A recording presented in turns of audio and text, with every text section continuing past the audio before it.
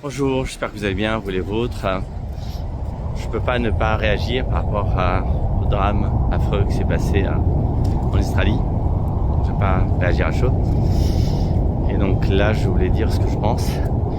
Les leçons à tirer, c'est que malheureusement, écoutez, à force d'insulter le peuple d'Israël et les Juifs et de les accuser de génocide, parce qu'ils sont très loin, parce que c'est un peuple extrêmement humain et généreux et bon.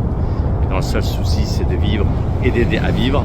Il suffit de voir un peu les recherches médicales et tout ce que le peuple d'Israël et le peuple juif a fait pour le monde, alors qu'il est petit en nombre, mais grand par rapport à son âme.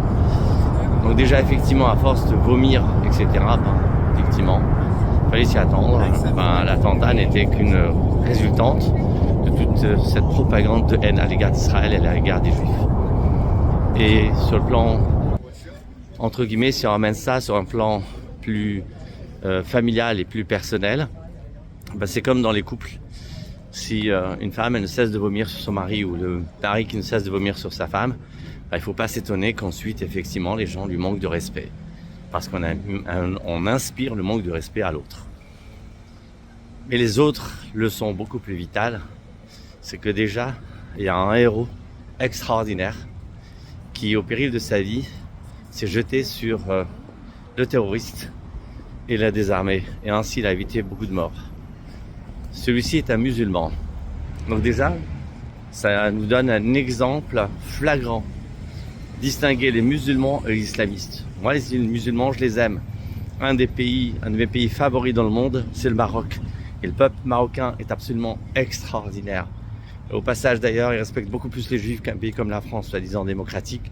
Et soi-disant que donc les autres, c'est le pays arabe, un pays arabe qui protège ses juifs. Un pays arabe qui protège.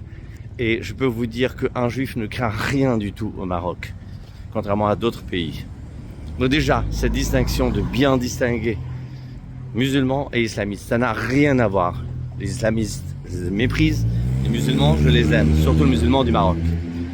Ensuite, un grand hommage à ce jeune Français, Dan El-Kayam, un petit jeune de 27 ans, mort trop tôt, mais un héros. J'ai appris qu'en fait, il est mort, il a reçu une balle en voulant protéger une petite jeune de 12 ans, semble-t-il. Extraordinaire. Mais il n'est pas mort. Les belles âmes ne meurent jamais. Les âmes, c'est éternel. Ce qui meurt, c'est justement les gens qui n'ont pas de cœur. Les gens méchants, les terroristes qui tuent, qui détruisent. Ceux-là, même quand ils sont vivants, ils sont morts. Tandis que les gens qui sont justes, qui pensent au bien de l'autre avant sa propre vie, ceux-là, ils sont éternels. Mon cher Dan, je salue ton âme et bravo à tes parents de t'avoir donné ce courage et cette bonté de cœur. Et bien sûr, je leur souhaite à eux et à tous tes proches beaucoup de courage dans cette épreuve extrêmement difficile. Longue vie à toi et que Hachem fasse que le monde futur, que le futur soit beaucoup plus beau que ces 2 dernières années qu'on a passées qui étaient absolument horribles. Merci à vous, faites attention à vous et diffusez l'amour autour de vous et pas la haine. Merci.